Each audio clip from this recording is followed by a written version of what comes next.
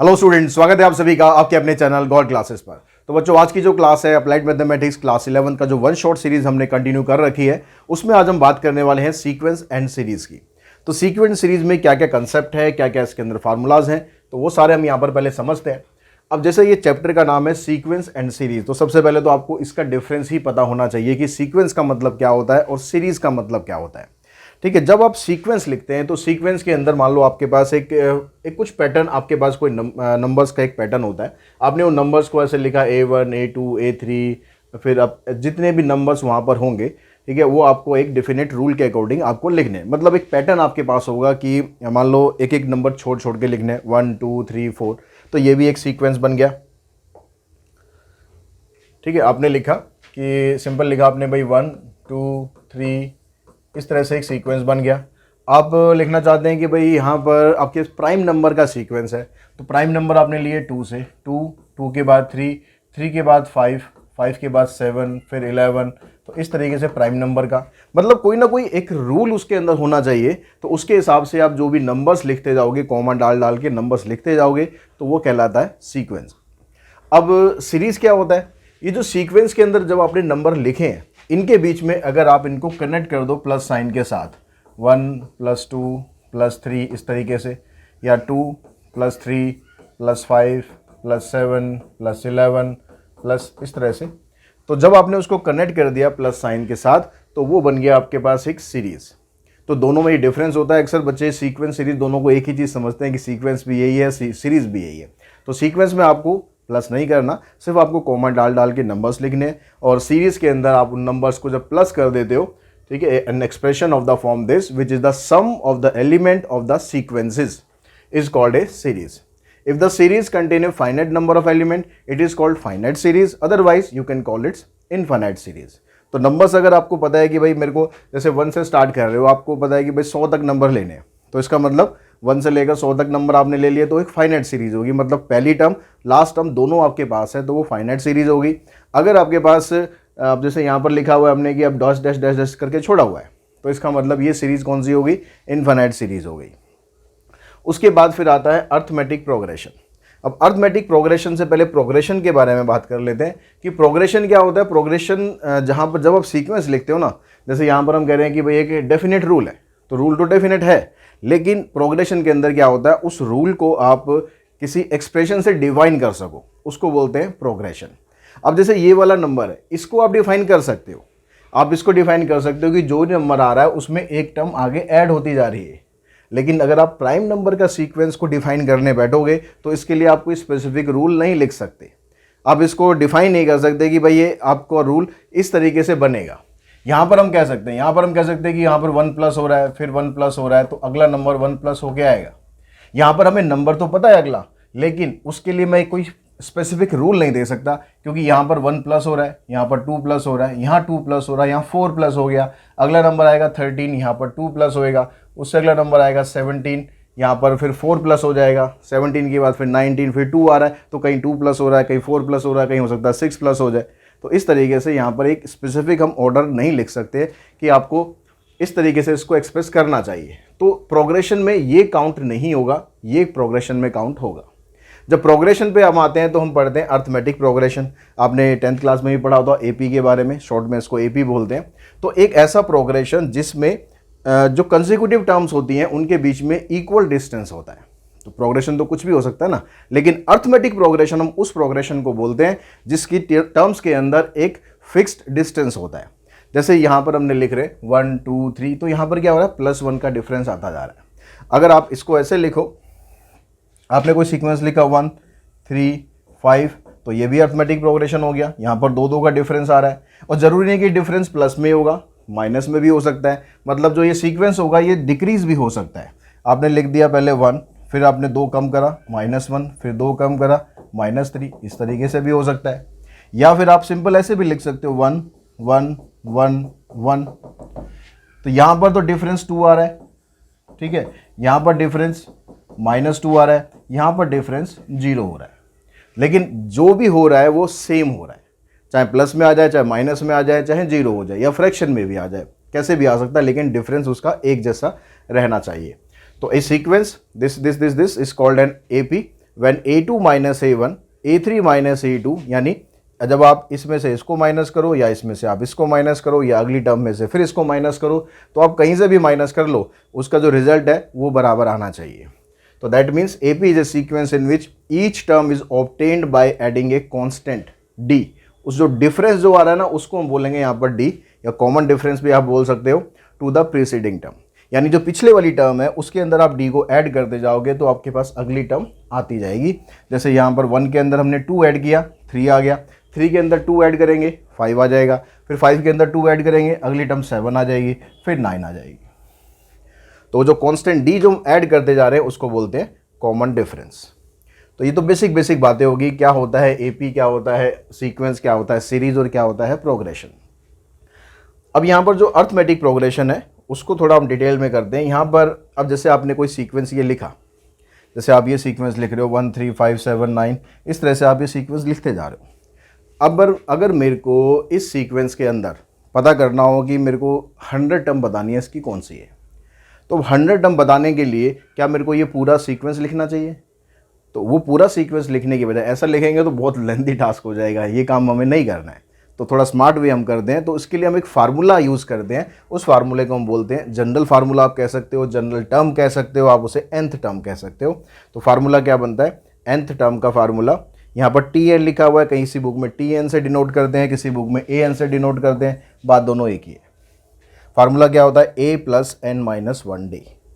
A का मतलब यहाँ पर फर्स्ट टर्म है, n का मतलब नंबर ऑफ टर्म है, और D जैसे हमने यहाँ पर डिस्कस किया D का मतलब कांस्टेंट टर्म है।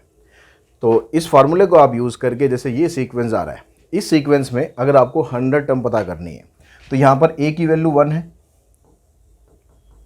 ठीक है, D की वैल्यू 3 माइनस 1 करेंगे 2 आ रही है, तो मुझे इसकी 100 टर्म पता करनी है, यानी A100 पता करना है। तो इस फार्मूले के अकॉर्डिंग चलेंगे तो क्या बनेगा? A plus n minus 1D, यानी A प्लस n की जगह 100 माइनस 1D, तो 100 माइनस 1 यानी 99 हो गया।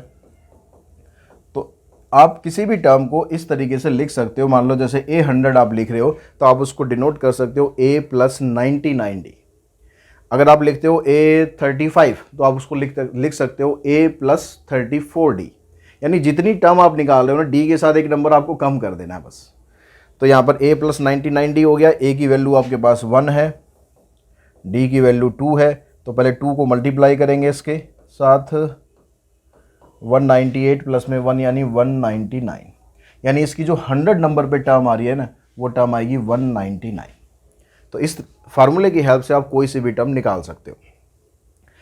अब ये जो फार्मूला हम यूज़ करते हैं ना, इसमें टर्म हम काउंट करते हैं आगे से कि ये पहली टर्म है, ये दूसरी टर्म है, ये तीसरी टर्म है। लेकिन अगर आपको पीछे से काउंट करने को बोल दिया जाए, मान लो इस सीक्वेंस में लास्ट में एक टर्म आपको दे रखी है, मान लो जैसे यही टर्म दे रखी थी लास्ट में, यहाँ 199।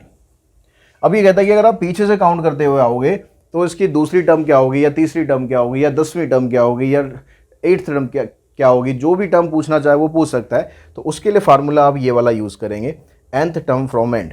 इस फार्मूले में बस क्या डिफरेंस है, यहाँ पर A यूज़ करते हैं, यहाँ पर L यूज़ करते हैं। A का मतलब फर्स्ट टर्म है, यहाँ पर L का मतलब लास्ट टर्म है। फिर प्लस की जगह माइनस साइन लगा देते हैं, बाकी सब कुछ सेम रखते हैं। अब ये प्लस की जगह माइनस क्यों हो रहा है? क्योंकि आप सीक्वेंस को उल्टा कर रहे हो, आप सीधे जाने के बजाय आप उल्टा आ रहे हो। तो अगर उल्टा मैं देखूंगा, ऐसे अगर मैं जा रहा हूँ तो D2 है, ऐसे आऊँगा तो D माइनस 2 हो जाएगा, तो इसलिए वो माइनस साइन यहाँ पर लग जाता है, बाकी फार्मूला बिल्कुल सेम है। उसके बाद कहता है sum of first n terms, जो पहली n टर्म्स आ रही हैं उनका सम कितना होगा। अगर आप मान लो ये सीक्वेंस आपको दे रखा है, इस सीक्वेंस में जितनी भी टर्म आ रही है उनका सम हम फाइंड करना चाहते हैं। अब सम फाइंड करेंगे, 1 से लेकर 100 टर्म हमारे पास हैं, इन सब का सम निकालेंगे तो फिर वही कि बहुत लेंदी टास्क हो जाएगा। तो उसकी वजह हम फार्मूला यूज़ करेंगे, ये सम ऑफ फर्स्ट n टर्म्स का फार्मूला। ये फार्मूला हो गया n/2 2a plus n minus 1d, ठीक है। एक फार्मूला इसका ये होता है, एक फार्मूला इसका और होता है, 2 फार्मूले इसके अंदर होते हैं। एक तो Sn का फार्मूला हमारे पास ये हो गया n/2 2a plus n minus 1d, और एक फार्मूला और हम इसमें लिख सकते हैं n/2 a प्लस an, या an की जगह आप l भी लिख सकते हो, मतलब फार्मूले को आप ऐसे भी एक्सप्रेस कर सकते हो n/2 a प्लस l। बात वो ये l का मतलब nth टर्म ही होती है, लास्ट टर्म होती है, तो आप चाहे ऐसे लिख दो फार्मूले को, चाहे ऐसे लिख दो। ये वाला फार्मूला आपको तब लगाना चाहिए जब आपको पहली टर्म भी दे रखी हो सीक्वेंस की और लास्ट वाली टर्म भी दे रखी हो, तब ये वाला फार्मूला यूज़ करना चाहिए। अगर लास्ट टर्म नहीं दे रखी है तो फिर पहले वाला फार्मूला यूज़ करोगे, वही बेटर रहेगा, उसी से आपका आंसर बड़े इजीली निकल जाएगा। उसके बाद कहता है कि जो अर्थमेटिक मीन होता है दोनों नंबर का, वो क्या होता है। अर्थमेटिक मीन मतलब जैसे आपके पास दो नंबर आपके पास, एक नंबर हो गया 7, एक नंबर हो गया 19, उन दोनों के बीच में एक नंबर हम इंसर्ट करते हैं और वो नंबर उन दोनों का मीन होता है, जिसको हम बोलेंगे अर्थमेटिक मीन। तो उसकी वैल्यू कैसे निकालते हैं, अर्थमेटिक मीन की वैल्यू निकालनी है तो a plus b divided by 2 कर दो। अर्थमेटिक मीन को हम am से भी डिनोट करते हैं, तो am का फार्मूला बन गया a प्लस बी अपॉन में 2। If the sum of the number is given then in AB, अगर आपको मान लो आपको कुछ नंबर्स दे दिए, 3, 4, 5, 6 नंबर दे दिए, उसने कहा कि भाई इन नंबर्स का सम इतना है एंड प्रोडक्ट इतना है। प्रोडक्ट दे ना दे, मतलब दूसरी कंडीशन भी दे सकता है, लेकिन सम जरूर दे दिया हो कि इन 3 नंबर्स का, ये 3 नंबर्स AP के अंदर है या 4 नंबर AP के अंदर है, तो इनका सम इतना है। तो ऐसे क्वेश्चन में आप ट्रेडिशनल वे में यानी A से स्टार्ट करने की बजाय, A1 से स्टार्ट करने की बजाय आप सीक्वेंस को स्टार्ट करो। अगर 3 नंबर दिए हुए हैं तो आप स्टार्ट करो A माइनस डी से। पहली टर्म A माइनस डी लो, फिर A लो, फिर A प्लस डी लो। उससे फ़ायदा क्या होगा, जब आपको सम दे रखा है, मान लो इसका सम दे रखा हो 9, तो जब हम इन तीनों को सम करेंगे A माइनस डी, A और A प्लस डी, मान लो इसने कहा कि सम 9 है, तो ये D से तो D कैंसिल हो जाएगा, ये आ जाएगा 3A इक्वल्स टू 9, मतलब A की वैल्यू बन जाएगी 3। तो इसका ये फ़ायदा रहता है कि आप इससे इस तरीके से सम निकाल सकते हो, जो A है ना आपका, उसकी वैल्यू आप निकाल सकते हो। ऐसे ही अगर आपको 4 टर्म दे रखी हो तो आप सीक्वेंस स्टार्ट करो A माइनस 3D से। A माइनस 3D के बाद फिर A माइनस डी लेना है, फिर A प्लस डी, फिर A प्लस 3D। जब इवन नंबर दिया होता है तो आपको यहाँ पर 2 का डिफरेंस लेना है। जब ऑड नंबर दिया होगा 3 हो या 5 हो तो आपको 1 का डिफरेंस लेना है। जैसे यहाँ पर 3 में क्या था, A माइनस डी, फिर A, फिर A प्लस डी। यहाँ पर क्या हो गया, A माइनस 2D, फिर A माइनस डी, फिर A, फिर A प्लस डी, फिर A प्लस 2D। तो इस तरीके से आप स्टार्ट करोगे तो क्वेश्चन आपका कंपेरेटिवली काफ़ी आसान हो जाएगा। उसके बाद कहता है sum of first n natural number of a counting number. अगर आपको n नेचुरल नंबर दे रखे हैं, मतलब नेचुरल नंबर की सीरीज़ दे रखी है 1, 2, 3, 4, 5, 6, उनका आपको सम निकालना है। ये आपके कंपटीशन एग्जाम में भी क्वेश्चन इस तरह के आते हैं, जो सीरीज़ दी होती है उसमें आपको इसका सम निकालने का इजीली फार्मूला क्या होता है, n इंटू में n प्लस 1/2। जैसे आप 1 से लेकर 100 तक का सम निकालना चाहते हैं तो इसमें आपको आप AP के फार्मूले से भी बना सकते हो, लेकिन इसमें बेटर है कि आप ये फार्मूला सीधा लगा दो, n इंटू में n प्लस 1 डिवाइडेड बाई 2। तो ये इससे कैंसिल हो जाएगा, यहाँ 50 आ गया, यहाँ 51 आ गया, तो ये इसका आंसर आ जाएगा 2550। 1 से लेकर 100 तक के नंबर का sum. Sum of first n odd natural number. अब आपको यहाँ पर जो नंबर दे रखे हैं वो ऑड नेचुरल हैं, यानी 1 के बाद 2 नहीं है, 1 के बाद 3 है, 3 के बाद 5 है। तो इसमें जो फार्मूला वो क्या होता है, सीधा n स्क्वायर होता है। यानी जितनी भी टर्म आपको दे रखी है उनका सम कर दो। जैसे मान लो खाली 1, 3, 5 तक हो तो कितने नंबर हो गए, 3। 3 का स्क्वायर करोगे क्या आ जाएगा, 9। तो यहाँ पर देखो इनका सम 1 + 3 4, 4 + 5 9 ही आ रहा है ना सम। तो इस तरह से आप ऑड नेचुरल नंबर का सम निकाल सकते हो। Sum of the square of the first n natural number. अगर आपके पास नेचुरल नंबर की सीरीज है लेकिन स्क्वायर में है तो ये फार्मूला हो जाएगा n into n plus 1 into में 2n प्लस 1/6। अगर यहाँ पर नेचुरल नंबर का क्यूब कर रखा है तो फार्मूला इसका यही रहेगा जो हमने यहाँ पर यूज़ किया था, लेकिन इसमें आपको होल स्क्वायर कर देना है क्यूब वाले में। तो ये सारे फार्मूले आप जितने अच्छी तरह याद कर लोगे आपको क्वेश्चंस करने में उतना और आसानी रहेगी। और AP का जो कंसेप्ट है उसमें आपको क्या दिया है, कहता है the sum of an AP is denoted by SN। जो सम होता है उसको हम डिनोट करते हैं SN से। तो कॉमन डिफरेंस हम डायरेक्टली निकाल सकते हैं। अगर आपको एक AP का सम दिया हुआ है और उससे आपको डिफरेंस चाहिए, कॉमन डिफरेंस चाहिए, तो आप उसमें टर्म्स निकालने की बजाय सीधा आप क्या कर सकते हो, SN में से SN-1 का डबल करके माइनस कर दो। ठीक है, तो ये फार्मूले से आप डायरेक्टली SN और D की वैल्यू आप डायरेक्टली निकाल सकते हो। The sum of the term equidistant from the beginning and the end of an AP is always same and equal to the sum of the first and the last term. अगर कोई AP हमारे पास दे रखी है starting में और and में, मान लो हम कहते हैं कि भाई स्टार्टिंग में हमारे पास है 1, फिर 3, फिर 5, इस तरीके से दे रखी है, और लास्ट में एंड कर दिया हमने, ऑड नंबर हम ले रहे, हमने कर दिया एंड मतलब 19 से कर दिया, मान लो 19 कर दिया और यहाँ पर 18 कर दिया। तो ये कहता है the sum of the terms equidistant from the beginning, beginning से अगर आप टर्म लेके चलोगे एंड द एंड, और पीछे से टर्म लेके चलोगे तो उसका जो सम आएगा वो हमेशा इक्वल आएगा। कैसे कि आपने यहाँ से पहली टर्म ली और यहाँ से पहली टर्म ली, ठीक है, तो यहाँ पर हुआ आपके पास 1 + 19 20 हो गया, यहाँ पर 18 नहीं आएगा, यहाँ 17 आएगा, दो का गैप है ना। तो 1 + 19 करोगे आप 20 आएगा, आप 3 + 17 करोगे 20 आएगा। इससे पहले अगर मैं नंबर लिखूँ तो 15, तो 5 + में 15 करेंगे तो 20 आएगा। तो और ये सम कह रहा है कि किसके बराबर आएगा, जो पहली और लास्ट वाली टर्म थी ना उसका सम जो होगा उसके बराबर आएगा हमेशा। If the term of an AP are increase, decrease, multiply or divide by the same non zero constant they remains in AP. अगर कोई एपी ऑलरेडी दे रखी है, उस एपी को हम किसी भी नंबर से मल्टीप्लाई कर दें, सभी को करना है, एक को नहीं, सभी नंबर्स को हम किसी भी नंबर से मल्टीप्लाई कर दें, चाहे डिवाइड कर दें, चाहे सम कर दें, चाहे सब्ट्रैक्ट कर दें, जो रिजल्ट आएगा ना वो भी एपी के अंदर ही आएगा। पहले अगर एपी थी तो बाद में भी वो एपी ही रहेगी। If the nth term of a sequence is a linear expression, मतलब जो nth टर्म आप ले रहे हो अगर वो एक लीनियर फंक्शन है, लीनियर फंक्शन जिसमें x की जो पावर है वो 1 रहती है, x की जगह यहाँ पर n रहेगा तो n की जो पावर है वो 1 रहेगी। तो अगर लीनियर एक्सप्रेशन में होता है तो इसका मतलब then it is an AP with common difference. Common difference इसका क्या होगा, जो भी n का कोफिशिएंट आएगा, मतलब ये n का कोफिशिएंट क्या है यहाँ पर a, तो इसका कॉमन डिफरेंस भी a ही आएगा। तो मान लो आपके पास कोई एक इक्वेशन दे दी, इसने कहा कि भाई जो लीनियर एपी है वो हमारे पास ऐसे है 3n + 5, ये एपी है। अब ये पूछता है कि इसका कॉमन डिफरेंस क्या है।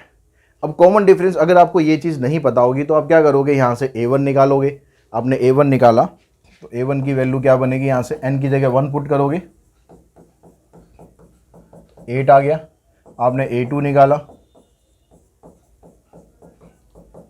6 × 5 = 11, तो 11 में से 8 माइनस करोगे 3 आ जाएगा d। और ये क्या कह रहा है, ये आपको सीधा ही बता रहा है कि अगर ये लीनियर एक्सप्रेशन है ना तो जो इसका कॉमन डिफरेंस आएगा वो कोफिशिएंट ऑफ n आएगा। तो n का कोफिशिएंट यहाँ पर क्या था, 3 था, तो ये कह रहा है कि d3 आएगा, और हमने निकाल के देखा तो d3 तो आ रहा है। तो आपको ये निकालने की ज़रूरत नहीं पड़ेगी अगर ये चीज़ आपको याद है तो। If the sum of the first term of a sequence is a quadratic expression, अगर आपको जो Sn दे रखा है वो एक क्वाड्रेटिक एक्सप्रेशन में दे रखा है, यहाँ पर लीनियर था nth टर्म, ठीक है, यहाँ पर Sn है quadratic, then it is an AP with common difference 2a। अब यहाँ पर जो कॉमन डिफरेंस आएगा ना वो 2a के बराबर होगा। यानी आपको कोई सीक्वेंस दे रखा है जो AP में होना चाहिए, क्वेश्चन में लिखा होगा कि ये AP है, तो यहाँ पर जो a आपको दे रखा है इसका डबल कर दोगे तो आपके पास वो d के बराबर आ जाएगा, उसका कॉमन डिफरेंस आ जाएगा। If an AP consist of n term, अगर किसी AP के अंदर n टर्म्स हैं, अब डिपेंड करता है कि वो n टर्म्स का जब आप सम निकालोगे तो वो क्या आएगा, उसके लिए आपको कंडीशन देखनी है n अगर ऑड है या फिर n इवन है।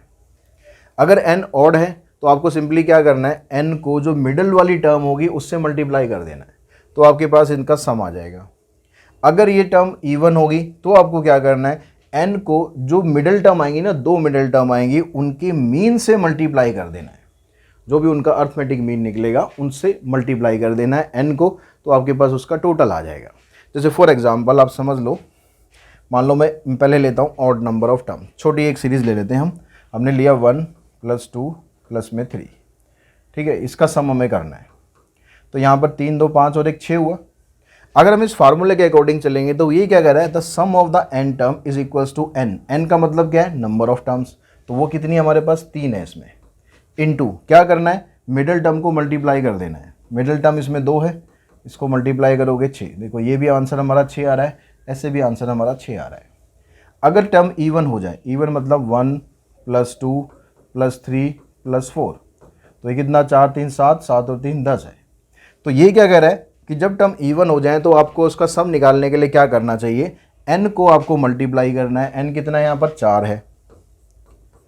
Mean of 2 middle term, 2 middle term हमारे पास ये 2 और 3 है, तो 2 + 3 इसका मीन निकालना है। मीन निकालने के लिए 2 से डिवाइड कर देंगे, तो ये कैंसिल हो गया, इधर अंदर आएगा 3 और 2 5, 5 को 2 से मल्टीप्लाई करोगे, आंसर आ जाएगा 10।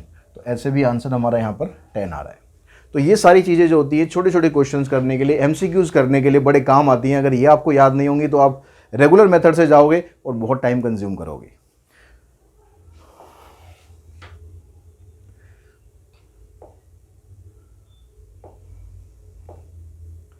अब आते हैं इस क्वेश्चन पर। ये कहता है कि जो ए एन है, nth टर्म दे रखी है ए पी की, उसमें A7 की वैल्यू आपके पास 15 दे रखी है। Then find the value of common difference that would make the product this is greatest.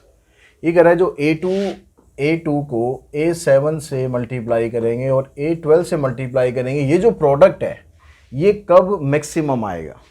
अब कब मैक्सिमम आएगा ये हमें निकालने के लिए आपको ये जितने भी टर्म्स हैं, क्योंकि A7 की वैल्यू आपको दे रखी है तो इन सभी को आपको A7 की टर्म्स में लिखना है। अब A7 की टर्म्स में हम इसको कैसे लिख सकते हैं, यहाँ पर देखो A2 दे रखा है, तो A2 की हेल्प से अगर मैं A7 बनाना चाहूँ तो कैसे बना सकता हूँ। जब हम सीक्वेंस लिखेंगे तो हम ऐसे लिखेंगे ना, A1 A2 फिर A3 A4 A5 A6 A7 ऐसे लिखेंगे। तो मेरे को इस A2 को लिखना है इन टर्म ऑफ A7, तो मैं कैसे लिखूँ इसको। इसमें मुझे D कितनी बार ऐड करना पड़ेगा, जो टर्म आएगी हमारे पास AP की वो D ऐड करने पर आती है। तो A2 के अंदर मैंने एक बार D ऐड करा, यहाँ पर आ गया, 2 बार D, 3 बार D, 4 बार D, 5 बार D, यानी A2 के अंदर अगर मैं 5 बार D मल्टीप्लाई और T को प्लस कर दूंगा तो वो A7 के बराबर आ जाएगा। तो यहाँ पर मैं लिख देता हूँ A2 की जगह मैं लिख देता हूँ A7 माइनस 5D। ठीक है, A7 की टर्म्स में लिख रहे हैं ना, A7 में से अगर मैं D को 5 बार माइनस करूंगा तो वो A2 के बराबर होगा। ऐसे आप लिख सकते हो, या आप ऐसे लिख सकते हो भाई A7 की वैल्यू क्या है, A2 प्लस में 5D। तो A2 की वैल्यू हम निकालेंगे, क्या आ जाएगा, A7 माइनस 5D। A7 को आप A7 ही रखो, A12 को आप कर दो वही 7 से 12 तक पहुंचोगे तो 5 बार D ऐड करना पड़ेगा, तो इसको आप लिख देंगे A12 की जगह A7 प्लस में 5D। अब A7 की जगह आपके पास वैल्यू दे रखी है 15, तो यहाँ 15 करते हैं, ये 15 आ गया। इसको और इसको मल्टीप्लाई करोगे तो A minus b into A plus b हो जाएगा। ये वाला 15 है, इसको ऐसे ही रहने देते हैं। 15 का स्क्वायर करोगे 2 2 5, 5 का स्क्वायर करोगे तो 5D स्क्वायर, 25D स्क्वायर, ये हो गया। यहाँ से आप 25 कॉमन निकाल दो, यहाँ रह जाएगा 9 माइनस D स्क्वायर।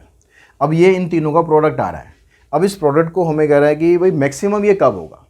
अब मैक्सिमम ये किस वैल्यू के ऊपर डिपेंड करेगा, ये तो फिक्स है, ये भी फिक्स है, ये भी फिक्स है, मतलब इस वैल्यू के ऊपर डिपेंड करेगा कि हमारा आंसर मैक्सिमम कब आएगा। यहाँ पर आप जो भी वैल्यू रखोगे उसमें से आप 9 में से उसको माइनस करना पड़ेगा। अब D की वैल्यू चाहे आप प्लस रखो चाहे D की वैल्यू आप माइनस रखो, क्योंकि स्क्वायर हो रहा है तो D की वैल्यू तो पॉजिटिव ही आएगी। अगर मैं D को 1 रख देता हूँ तो यहाँ पर आ जाएगा 9 माइनस 1 8। ठीक है, तो अगर मैं 2 रख देता हूँ तो 9 माइनस 2 7 हो जाएगा। यानी जितना मैं D को बढ़ाऊंगा, चाहे नेगेटिव साइड बढ़ा दूं चाहे पॉजिटिव साइड बढ़ा दूं, यहाँ पर वैल्यू कम होती जाएगी। तो आपको ये देखना है कि ये वैल्यू आपकी मैक्सिमम कब होगी।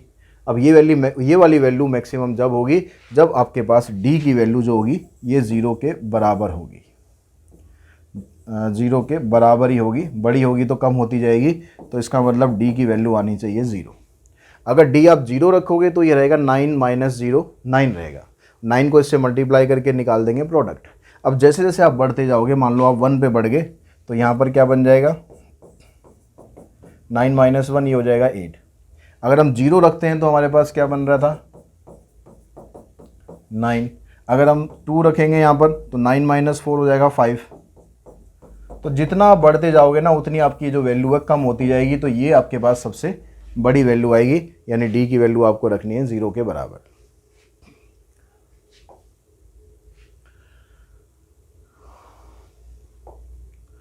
इस क्वेश्चन में कहता है P times the pth term, P times the pth term. तो कैसे लिखेंगे इसे, P times the pth term. जैसे nth टर्म को an लिखते हैं, pth टर्म को आप ap लिखेंगे, is equals to q times the qth term, q times the qth term. तो ये आपको क्वेश्चन में दिया हुआ है, आपको शो करना है कि P प्लस qth टर्म जो होगी वो 0 के बराबर होगी। तो यहाँ से आप निकालो ए पी की जगह फार्मूला लगाओ, ए एन वाला फार्मूला होता है A plus N minus one D, यहाँ पर आप लिखेंगे A plus P minus one D, क्योंकि एन की जगह आप पी लिख रहे हो। ऐसे यहाँ पर लिखेंगे आप A plus Q minus one D, bracket open करो, ये होगा ए पी, पी को आप इससे मल्टीप्लाई करोगे, बनेगा पी स्क्वायर माइनस पी, यहाँ आ जाएगा ए क्यू, इसको मल्टीप्लाई करोगे आ जाएगा क्यू स्क्वायर माइनस क्यू। तो आप ए वाली टर्म को एक तरफ इकट्ठा कर लो, A P minus A Q, इस वाली टर्म को आप उधर ले जाओ या सबको एक ही साइड ले आओ, छोड़ो इसको भी इधर ही रख लो, P square minus P D minus Q square minus Q D. अब आप यहाँ से इन दोनों टर्म में से ए कॉमन निकाल दो, ये बच गया। यहाँ से इसमें भी डी है, इसमें भी डी है, तो डी कॉमन निकालो, अंदर आपके पास ये बचेगा, ठीक है। यहाँ से पी स्क्वायर माइनस पी आ गया, यहाँ ब्रैकेट के बाहर माइनस है, तो minus Q square minus minus plus Q. अब यहाँ से ये जो पी स्क्वायर और क्यू स्क्वायर है, इन दोनों को आप इकट्ठा करो ऐसे, इन दोनों में को आप ऐसे लिख दो अभी।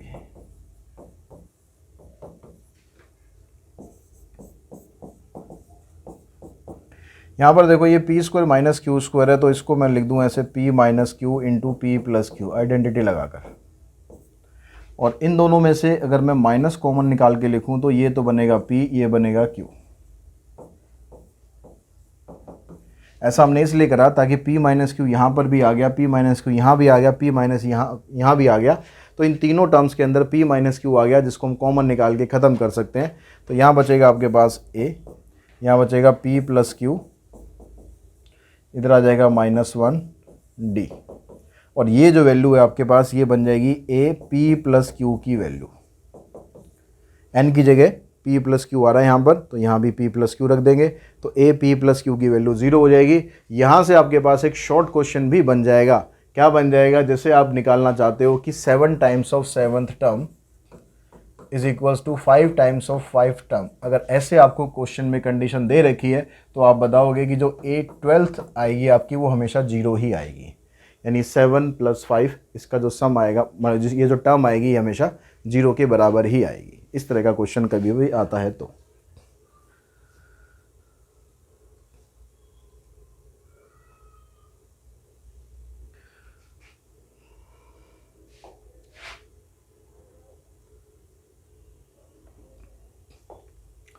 नेक्स्ट क्वेश्चन में कहता है कि prove that a b c are in A P if only if this are in A P. ये ए पी में है तो ये भी ए पी में है, ऐसा आपको प्रूव करना है। तो ये अगर तीनों टर्म ए पी में है,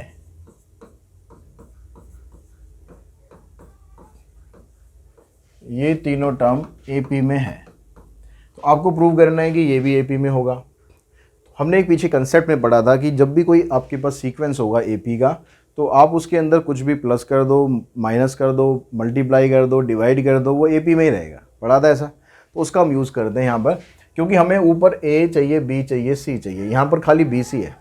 तो मैं क्या करता हूँ, इन तीनों टर्म्स को ए बी सी से मल्टीप्लाई कर देता हूँ। जो भी करना है सबको इकट्ठा करना है, सबको इक्वल सही करना है। ऐसा नहीं कि भाई इसको ए से कर दिया, इसको बी से, इसको सी से, तीनों को ए बी सी से करना है तो तीनों को ही करना है। अब आप देखो यहाँ बी सी से बी सी कैंसिल, यहाँ पर सी ए से सी ए कैंसिल, यहाँ ए बी से ए बी कैंसिल, तो बचा क्या? A b c are in A P. Concept अगर आपको पता है तो बहुत सिंपल है, नहीं पता तो फिर इसमें लगे रहोगे, क्वेश्चन होगा भी नहीं है। नेक्स्ट क्वेश्चन में कहता है the sum of the 3 number in A P. अब यहाँ क्या कह रहा है? सम कह रहा है। कितने नंबर का? 3 नंबर का। वो आपको दिया रखा है 24। तो जब आपको 3 नंबर का सम दिया होगा तो आप ए पी किस तरह से लेनी चाहिए आपको? पहली term low a minus D, दूसरी टर्म लो आप a, तीसरी टर्म लो आप a प्लस डी। इन तीनों का सम आपको दिया हुआ है 24। d से d कैंसिल, a की वैल्यू मिल गई आपको 8। अब कहता है कि उनका जो प्रोडक्ट है वो 440 है। तो a माइनस डी, a और a प्लस डी, इनका जो प्रोडक्ट है वो 440 है। ए की जगह वैल्यू पुट कर दो 8 माइनस डी, 8 प्लस डी। इस वाली ब्रैकेट को इस वाली ब्रैकेट को मल्टीप्लाई करोगे ए माइनस बी, ए प्लस बी का फार्मूला लगाकर, तो आ जाएगा 64 माइनस डी स्क्वायर। ये वाला 8 मल्टीप्लाई में, इसको आप इस साइड ले जाओगे तो ये आ जाएगा डिवाइड में, 55 आ गया। डी स्क्वायर को उधर ले जाओ, इसको इधर लाओ, तो डी स्क्वायर की वैल्यू आ गई 9, यानी डी की वैल्यू आ गई प्लस माइनस 3। तो ए की वैल्यू क्या थी आपके पास, 8 थी, डी की वैल्यू 2 आ गई, 3 आ गई, माइनस 3 आ गई। तो इन दोनों से लेके चलना है आपको, if a equals to 8 and d equals to 3। तो आप क्या करो, यहाँ पर जो पहला सीक्वेंस है, सीक्वेंस में पहली टर्म क्या थी, ए माइनस डी, तो पहली टर्म क्या होगी, then terms are a minus d, फिर अगली टर्म क्या थी ए, उससे अगली क्या थी 8 प्लस 3, यानी क्या बन गई 5, 8 और 11। लेकिन अगर आप डी को -3 लेके चलोगे तो टर्म्स क्या आएंगी, तो इस तरह के क्वेश्चन में टर्म्स यही आती हैं, बस सीक्वेंस उल्टा हो जाता है, 11 पहले आ जाएगा, 8 बाद में आ जाएगा, फिर 5 आ जाएगा। ठीक है, तो ऐसे निकाल के दिखाना दिखा दो, नहीं डायरेक्ट भी लिख दो, कोई दिक्कत नहीं है, हमेशा उल्टा ही बनेगा।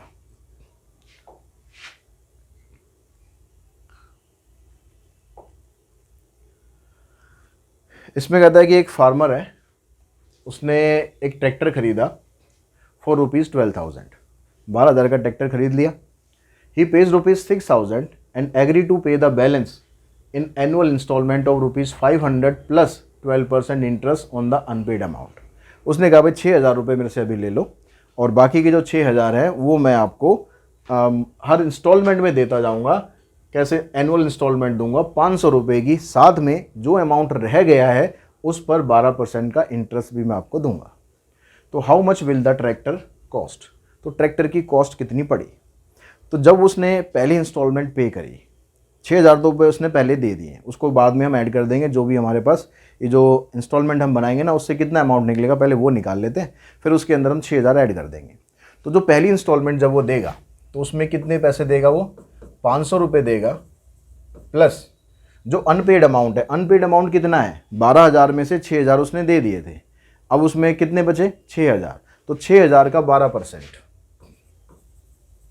6,000 का 12%, 12 6 72, यानी 720, तो 1220 उसने पहली किस्त जो दे दी वो 1220 की दे दी।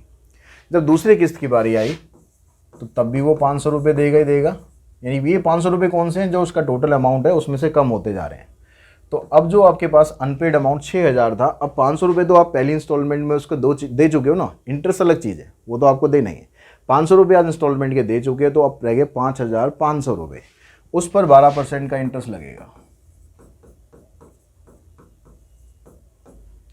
तो ये आ जाएगा 500 प्लस 12 पंजे 60 और 6 66।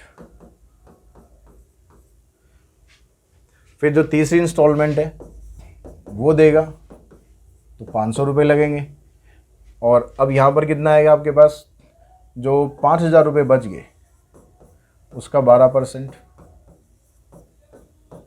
यानी 500 प्लस में 600, 1100 हो गए।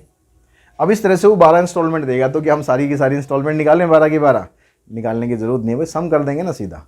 यहाँ पर ये क्या बन रहा है, एपी बन रही है ना, हर बार क्या हो रहा है, हर बार क्या हो रहा है, देखो पहले 1220 दिए, फिर 1160 दिए, यानी 60 रुपये कम हो गए, फिर अगली बार 1100 दिए, यानी 60 रुपये कम हो गए, तो 60 रुपये कम होते जा रहे हैं भाई। पहली टर्म आपके पास बन रही है 1220, डी होता जा रहा है आपका 60 कम -60, और कितनी इंस्टॉलमेंट आपको पे करनी है, 12 इंस्टॉलमेंट पे करनी है। ठीक है, 12 इंस्टॉलमेंट पे करनी है ना, 500 500 की 12 पंजे 60, यानी 6,000 रुपये पूरे हो जाएंगे। तो इस जो ये इंस्टॉलमेंट जो पे कर रहा है इसका टोटल कितना होगा,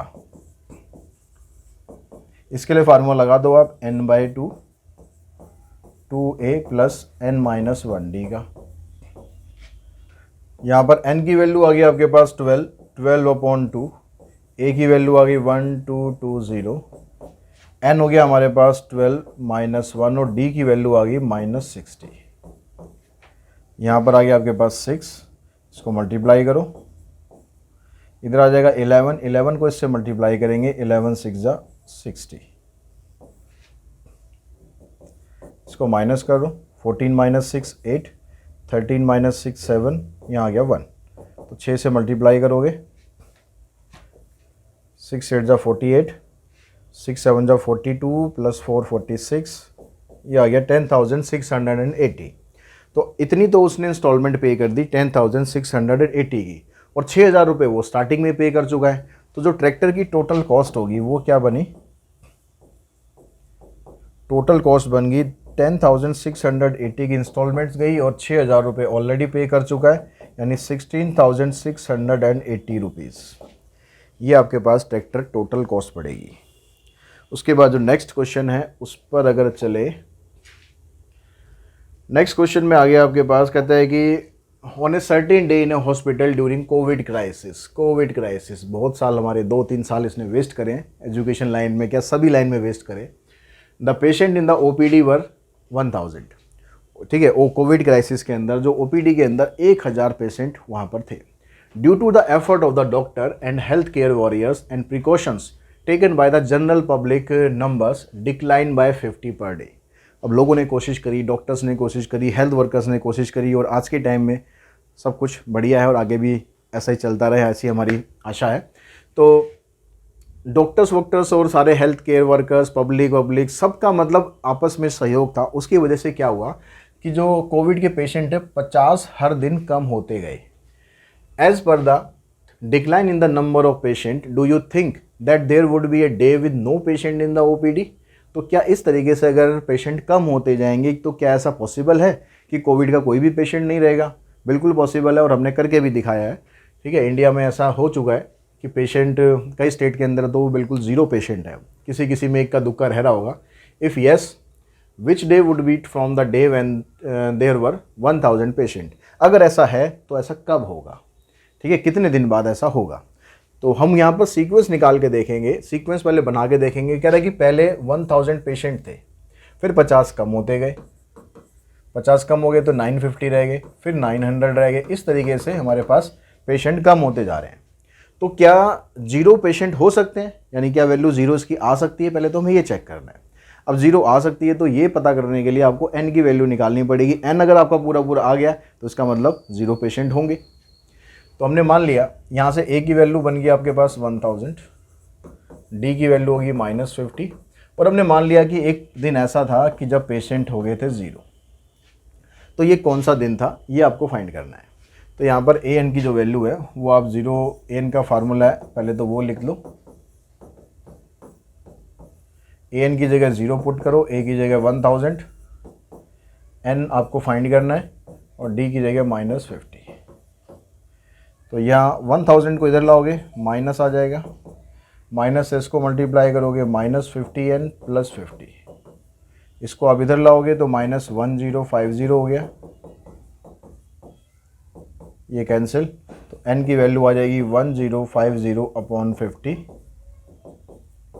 तो 21 दिन के अंदर ये कमाल कर दिया, पेशेंट जो है वो ज़ीरो हो गए। क्वेश्चन के हिसाब से तो जल्दी कर दिया हमने, लेकिन फिर भी काफ़ी हद तक हमने काबू कर लिया। उसके बाद जो नेक्स्ट क्वेश्चन है उस पर चलते हैं। उससे पहले थोड़ा कंसेप्ट और समझ लेते हैं अर्थमेटिक मीन का। अब अर्थमेटिक मीन में कहता है कि अगर आपके पास दो डिफरेंट नंबर है a और b, हम उनके बीच में एक नंबर इंसर्ट कर सकते हैं। We can insert a number a between them so that a फिर capital A and b are in AP। ये कहता है कि दो नंबर हमारे पास ऐसे हैं a और b, इनके बीच में हम एक नंबर इंसर्ट कर सकते हैं ये a, ताकि ये जो सीक्वेंस है आपका ये एक AP में बन जाए। तो ये जो a हमने यहाँ पर इंसर्ट किया है इसी को बोलते हैं अर्थमेटिक मीन। और इसका फार्मूला क्या बनेगा? अर्थमेटिक मीन का फार्मूला होता है a + b/2, यानी अर्थमेटिक मीन = a + b/2। कई जगह इसको सिर्फ कैपिटल A से भी डिनोट कर देते हैं। और इसी तरीके से ज़रूरी नहीं कि आप एक नंबर इंसर्ट कर सकते हो, इसी तरीके से आप बहुत सारे नंबर इंसर्ट कर सकते हो। We can insert as many numbers as we like between two given numbers a and b such that the sequence is an AP। तो हमने ये नंबर इंसर्ट कर दिए A1, A2, A3, AN, इस तरह से बहुत सारे नंबर हमने इंसर्ट कर दिए। अब यहाँ पर कहता है कि ये जो आपने मीन इंसर्ट करे ना, इन सब का अगर आप सम निकालोगे तो कैसे निकाल सकते हो? तो इसके लिए आपको क्या करना है, n को मल्टीप्लाई कर देना है a प्लस बी अपॉन 2 से। जो नंबर आप इंसर्ट कर रहे हो उसमें n को a plus b divided by 2 से मल्टीप्लाई कर देना, यानी n को उसके अर्थमेटिक मीन से मल्टीप्लाई कर दो, सिंपल, वो उन सबका सम आ जाएगा। यहाँ पर कहता है कि जो AP है, an AP consist of n terms. अगर इसी AP के अंदर n टर्म्स होती हैं तो ये ऑलरेडी हम पीछे डिस्कस कर चुके हैं यही, कि अगर नंबर ऑफ ऑड होता है तो इसका सम इतना होता है, इवन होता है तो सम उसका इतना होता है। तो वही चीज़ यहाँ पर रिपीट हो गई है। इस क्वेश्चन में कहता है बिटवीन 1 एंड 31, दो नंबर आपके पास 1 और 31, उसके बीच में कहता है कि n अर्थमेटिक मीन हमने इंसर्ट करे in such a way that the ratio of the 7th and m-1th mean is 59। जो हमने सातवां मीन इसमें इंसर्ट करा और जो हमने m-1th मीन इसमें इंसर्ट करा उसकी रेशियो 59 है। तो हम जो इसके अंदर इंसर्ट कर रहे हैं मीन, हमने मान लिया कि भाई हम इसके अंदर a1 a2 a3 up to m number of mean हम जो है इसके अंदर इंसर्ट कर रहे हैं। तो इसमें से जो 7th मीन है यानी a7 और जो m-1th मीन है यानी am-1, इसकी जो वैल्यू है ये 5/9 है। इसकी रेशो जो है 5:9 है। तो रेशो में लिख लो या ऐसे लिख लो, ठीक है। अब आपको m की वैल्यू फाइंड करनी है। तो आप ये देखोगे ये जो नंबर हम इंसर्ट कर रहे हैं किसके अंदर इंसर्ट कर रहे हैं, ये हम दो नंबर के बीच में इंसर्ट कर रहे हैं, a और b के बीच में। तो इसका मतलब यहाँ से जो टोटल नंबर ऑफ टर्म हो गई, टोटल नंबर ऑफ टर्म्स कितनी हो गई, m नंबर तो हमने इसमें इंसर्ट करे, उसके अलावा एक नंबर ये हो गया और एक नंबर ये हो गया, यानी दो नंबर और एक्स्ट्रा हो गए। तो टोटल टर्म आ गई इसमें m+2। तो m+2 आने का मतलब है कि जो ये लास्ट वाली टर्म है हमारी b जो है ये m+2 टर्म बन जाएगी। तो am+2 की जो वैल्यू है ये आ गई हमारे पास b। यहाँ से इसमें फार्मूला लगा दे हम an का। तो an का फार्मूला क्या होता है, a प्लस n, n की जगह आपको ये रखना है -1 into d is equals to b. तो यहाँ पर आ गया a प्लस m+1d, इसकी वैल्यू आ गई b। ये इक्वेशन बन गई, इसको देखेंगे कैसे यूज़ करना है आगे। अब दूसरा ये जो आपको दे रखा था इसको समझो। जब हमने पहला मीन इंसर्ट करा तो ये सीक्वेंस के हिसाब से कौन से नंबर पे आएगा, दूसरे पे आएगा। जब हमने दूसरा मीन इंसर्ट करा तो सीक्वेंस के हिसाब से ये तीसरे नंबर पर आएगा। तो ऐसे जब आपने 7th मीन इंसर्ट करा तो सीक्वेंस के हिसाब से ये 8th नंबर पे आएगा। तो इसकी जगह आप लिखेंगे A8 और ऐसे ही इसकी जगह पर आप लिखेंगे AM। एक नंबर बढ़ा देना है बस, यहाँ 7 था तो 8 कर दो, m-1 है तो m कर दो। अब इसकी रेशो आपको दे रखी है 59। यहाँ फार्मूला लगाओ, a प्लस 7d हो गया, इधर से आ गया a plus m-1d equals to 5/9। अब आप यहाँ से क्रॉस मल्टीप्लाई कर लो इसको, तो ये बन जाएगा 9a, 9 7 63, 5a, ये आ जाएगा 5m-5 इंटू डी। इसको इधर लाके माइनस करोगे 4a हो गया। ये 63 है, 63 में से इसको इधर लाके माइनस करो, 63 माइनस ये 5m इधर आके माइनस हो जाएगा, माइनस m इधर आके 5 हो जाएगा और इनटू में d, साथ में इसके भी था तो कॉमन निकाल के रख दो, इधर रहेगा 0। तो ये बन गई आपके पास इक्वेशन 4a प्लस 63 और 5 68 हो गया, -5m इंटू में d। अब आपके पास ये इक्वेशन है और एक ये इक्वेशन है। इन दोनों इक्वेशन को सॉल्व करके आपको m की वैल्यू फाइंड करनी है। अच्छा, जो नंबर हमने इंसर्ट करने थे वो मैंने a और b लिख दिए। यहाँ पर नंबर हमारे पास 1 है और b हमारे पास 31 है। तो आप सीधा सीधा ये कह सकते हो कि यहाँ पर जो हमने पहली इक्वेशन बनाई थी, या a की जगह अगर हम 1 रख दें तो दोबारा रब करने के बजाय मैं यहाँ पर वैल्यू पुट कर देता हूँ 1 plus m+1d is equals to 31, यानी m+1 इंटू में d की वैल्यू आ गई 30। और यहाँ पर भी आप a की जगह 1 पुट कर देंगे तो ये बन जाएगा 4, ये जाएगा 68 माइनस 5m इंटू में d की वैल्यू आप यहाँ से निकाल लो 30/m+1। ठीक है, तो ये पहले आप कर लेना, पहले इतना पोर्शन करना फिर ये आ जाएगा, मतलब वैल्यू पुट कर देना ए और बी की, और कुछ नहीं है, बाकी तो सब कुछ वही है। यहाँ पर भी हमने ए की जगह वैल्यू पुट कर दी। अब यहाँ पर जो डी आ रहा है उसकी जगह वैल्यू पुट कर दो 30/m+1। एलसीएम लेंगे, m+1 ही आएगा, इसको 4 से मल्टीप्लाई कर देंगे, 3 से इसको मल्टीप्लाई करो, 3 से इसको कर दो multiply, is equals to 0। Cross multiply करोगे ये तो जाके 0 हो जाएगा।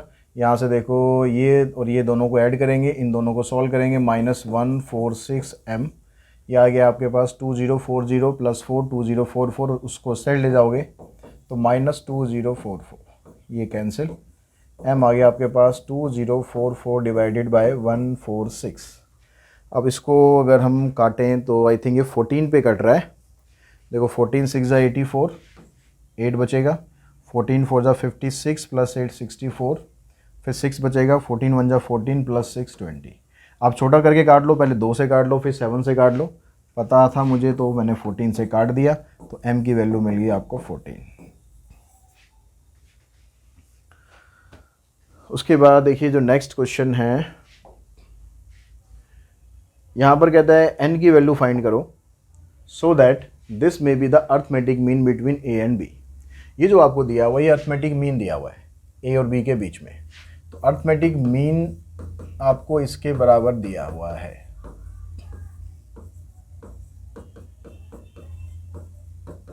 तो अर्थमेटिक मीन की जगह हम पुट कर देते हैं a + b/2,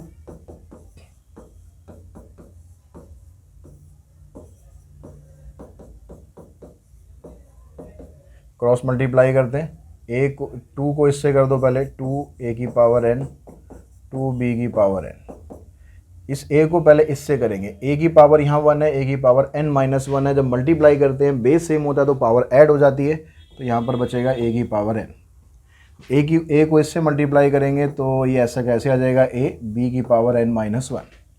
अब b को भी इन दोनों से मल्टीप्लाई करो तो पहले आएगा b a⁴n-1, फिर b को आप इससे मल्टीप्लाई करोगे तो आ जाएगा b⁴n। ये a⁴n b⁴n दोनों को आप लेफ्ट में ले आओ, माइनस हो जाएगा, इधर आके इधर आ जाएगा a b⁴n-1 b a⁴n-1। यहाँ से आप 2a⁴n में से a⁴n कॉमन निकाल दो, यहाँ से a कॉमन निकाल दो, यहाँ से आपके पास ये रह गया। इसके बाद ये वाली जो टर्म है ना, इसको आप इधर लेकर आओ, इसमें a⁴n-1 है, यहाँ a⁴n है, तो इनको इकट्ठा करना है एक तरफ, इसको इधर ले जाओ, क्योंकि आपको वैल्यू निकालनी है n की, इसको इधर लेके जाओगे।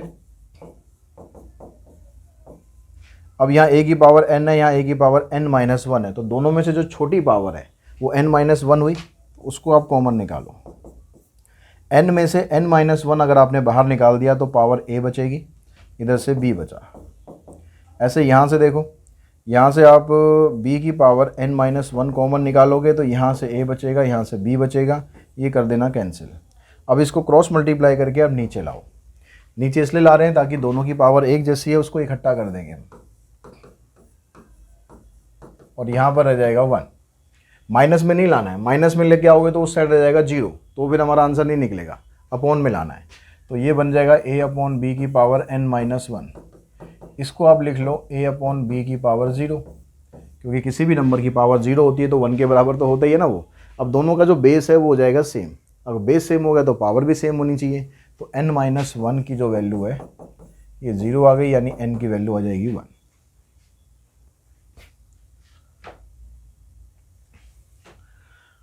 अब उसके बाद जो दूसरा प्रोग्रेशन है, अर्थमेटिक प्रोग्रेशन हमने कर लिया, इसके क्वेश्चन समझ लिए। दूसरा जो प्रोग्रेशन है वो है ज्योमेट्रिक प्रोग्रेशन। अब ज्योमेट्रिक प्रोग्रेशन, इसको शॉर्ट में जीपी भी बोलते हैं। इसमें क्या होता है, इसमें भी एक स्पेसिफिक रूल होता है कि आप पहली वाली टर्म में कुछ मल्टीप्लाई करोगे, फिर उसके बाद अगली मल्टीप्लाई, वही सेम नंबर मल्टीप्लाई करते जाओगे, तो इस तरह जो सीक्वेंस आएगा उसको हम बोलते हैं जीपी या geometric progression. If in A sequence of term each term is constant multiple of the preceding term, then the sequence is called a GP. The constant multiplier is called the common ratio. जो term आप multiply कर रहे हो, जैसे उसमें common difference बोलते थे AP में, इसमें हम बोलेंगे कॉमन रेशो। जैसे यहाँ पर 5 है, 5 को मल्टीप्लाई किया हमने 3 से, फिर 15 को 3 से, फिर इसको 3 से, तो यहाँ पर जो कॉमन रेशो है वो आई 3। निकालोगे कैसे? जो कॉमन डिफरेंस निकालते थे उसमें माइनस कर देते थे सेकंड में से फर्स्ट को, यहाँ पर डिवाइड कर देना है, 15 को डिवाइड कर देना है 5 से, तो आपके पास कॉमन रेशो आ जाएगी इसकी 3। ऐसे कोई भी सीक्वेंस हो उसकी कॉमन रेशो आप निकाल सकते हो। कॉमन रेशो प्लस में हो सकती है, माइनस में हो सकती है, फ्रैक्शन में हो सकती है, ठीक है। अब इसके अंदर भी जब आप सीक्वेंस बनाते हो तो उसकी जनरलाइज फॉर्म होती है। जनरलाइज फॉर्म मतलब ए एन का जो फार्मूला होता है। अब ए एन का फार्मूला यहाँ पर क्या होता है? ए एन का फार्मूला यहाँ पर नहीं लिखा हुआ है, यहाँ पर आर का फार्मूला दिखाया हुआ है। आर की जो वैल्यू आती है ए की पावर के डिवाइडेड बाय ए की पावर के माइनस 1, मतलब ये वही है जो हमने वहाँ पर करा। अगर मैं के की जगह 3 रखूँगा तो यहाँ 3 - 1 2 हो गया, यानी थर्ड टर्म को सेकंड से डिवाइड कर दो या सेकंड को फर्स्ट से डिवाइड कर दो। इस तरह से आप आर निकाल सकते हो। ए एन का फार्मूला इसका आगे होगा ये रहा।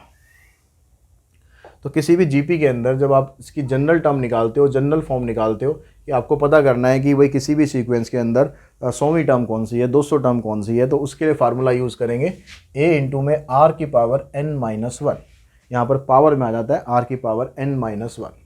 अब सेम वही काम जो हमने एपी में किया था कि अगर आपको टर्म पीछे से निकालनी पड़ जाए तो फार्मूले में a की जगह हो जाएगा l, मतलब फर्स्ट टर्म की जगह हो जाएगी लास्ट टर्म, और जो r है उसकी जगह हो जाएगा 1/r, क्योंकि रेसिप्रोकल हो जाएगा, उल्टा हो जाएगा। अगर मैं आगे से देख रहा हूँ तो 3 मल्टीप्लाई हो रहा है, पीछे से देखूंगा तो 3 से डिवाइड हो जाएगा, तो इसलिए r की जगह यहाँ पर लिखते हैं 1/r।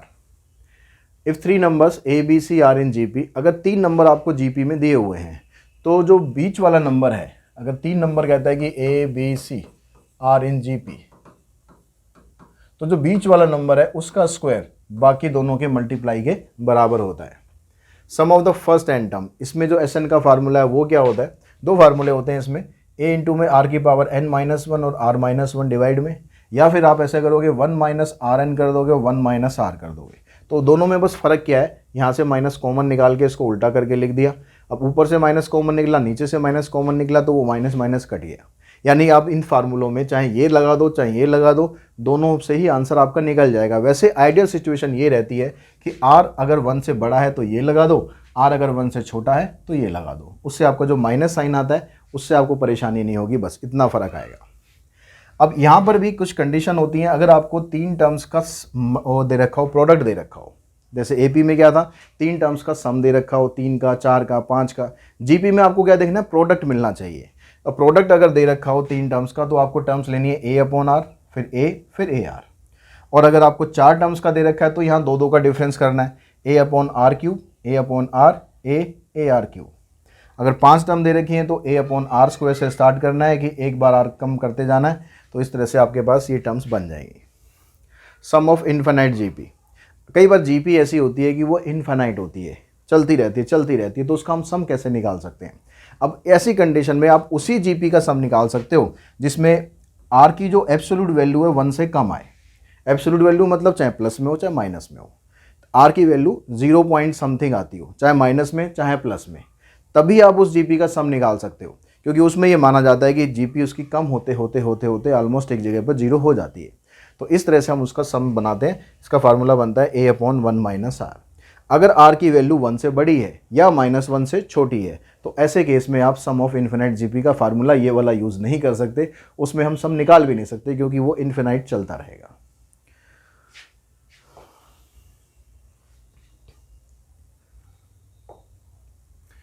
यहाँ कहता था sum of 3 number in GP is 56। If we subtract 1, 7, 21 from these numbers in that order we obtain an AP.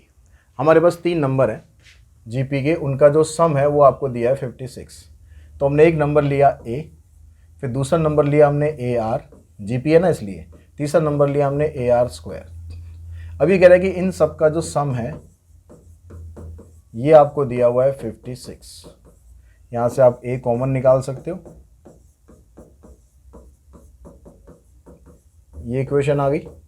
अब ये कहता है कि अगर इन तीनों नंबर्स में से 1, 7, 21 माइनस कर दें तो उससे जो सीक्वेंस मिलेगा वो हमें मिलेगा एपी सीक्वेंस। यानी पहले वाली टर्म में से अगर हम -1 करें, दूसरी टर्म में से 7 माइनस कर दें, तीसरी में से 21 माइनस कर दें, तो ये बनेगी हमारी एक एपी। तो अब यहाँ से हमारे पास क्या बना, जब भी कोई 3 टर्म एपी के अंदर आती हैं तो जो मिडल वाली टर्म होती है उसका डबल इसके और इसके सम के बराबर हो जाता है। तो बीच वाली जो टर्म है इसका अगर हम डबल करेंगे तो ये फर्स्ट और लास्ट टर्म के सम के बराबर हो जाएगा। यहाँ से इसको मल्टीप्लाई कर दो 2ar माइनस 14। अब यहाँ पर ये जो टर्म है a को इधर ले आओ, 1 को उधर ही रहने दो, इसको इधर लाओ माइनस AR स्क्वायर, इधर आ जाएगा -1 और -21 -22। जो a वाली टर्म्स है उसमें से a कॉमन निकाल दो। यहाँ बचा 2r, यहाँ पर बचा -1, इधर बचा -r स्क्वायर, और ये -14 इधर जाके चला जाएगा तो ये बन जाएगा -8। ये बन गया आपके पास सेकंड टर्म।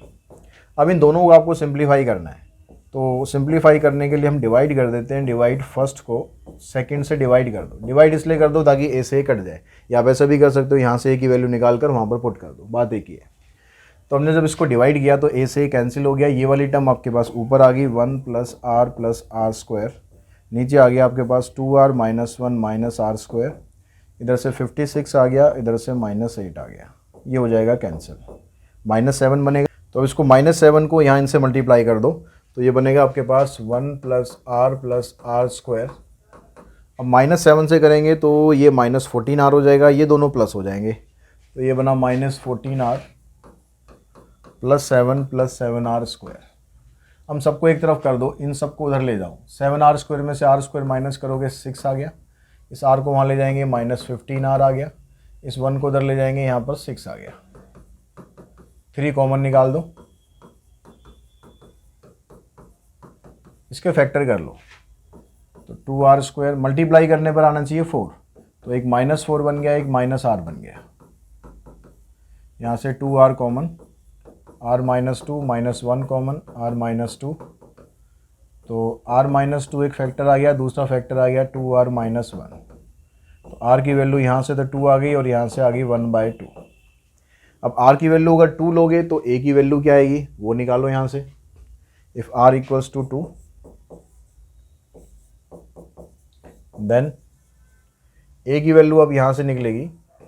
अब r की जगह आप 2 पुट करोगे तो यहाँ देखो 1 + 2 + 2 का स्क्वायर मतलब 4 हो गया, तो 4 + 2 6, 6 + 1 7, 7 से इसको काट देंगे, a की वैल्यू आ जाएगी 8। तो नंबर्स हमारे पास क्या आ जाएंगे, नंबर्स आ जाएंगे आपके पास, पहला नंबर है a तो नंबर आ गया 8, फिर है 8 इंटू में r, फिर 8 इंटू में r का स्क्वायर, तो पहला नंबर 8 बनेगा, फिर 16 बनेगा, फिर 4 8 जा 32 बनेगा। और अगर r की वैल्यू आपने 1/2 ले ली